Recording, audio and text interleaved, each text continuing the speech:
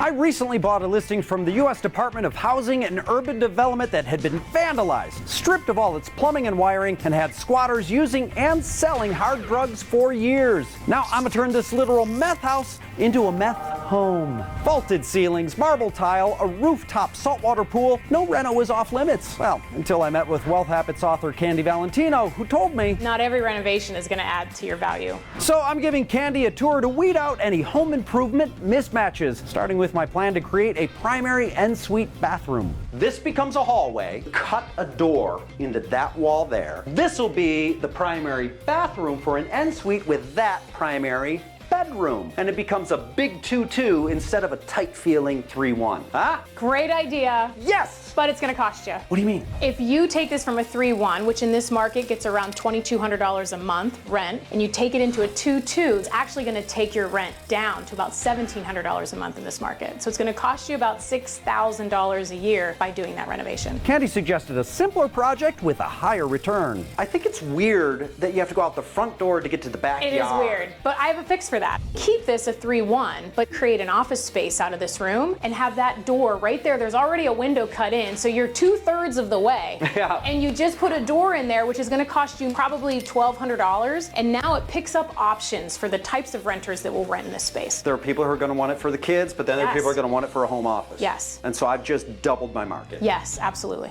Next, I asked Candy about opening up the floor plan. I want to get rid of this. Doesn't bear load. This is load bearing. Run a beam. Put in an island. Maybe a breakfast nook by the window. A couple of floor to ceiling cabinets. What do you think? Mwah! Love it. Investor's kiss all over this. Islands are always going to increase your property value. So even though you're not increasing the square footage of the property, when someone enters it, it's going to feel very expansive, very open. This is a great, great decision to make. And is this true for renters and whether or not I sell? Yes. A renter is going to come in here, love the open concept. It's going to stand out. It's going to feel like a bigger kitchen than it really is. And if you ever go to sell it down the road, that's exactly what every buyer is looking for as well.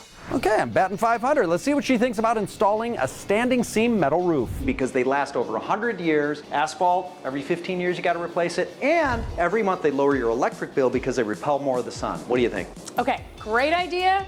Not a great investment. The added expense of a metal roof isn't supported by nearby comps, but in 15 years, put on another type of roof and you'll be able to take that deduction, because if you can do little improvements as time goes on and you just want the property to appreciate as your investment, you can start to lower your tax basis off all of the rents that you collect so that you're not getting killed with your personal income and now your passive income combined. Avoiding home improvement mismatches is at the top of the list.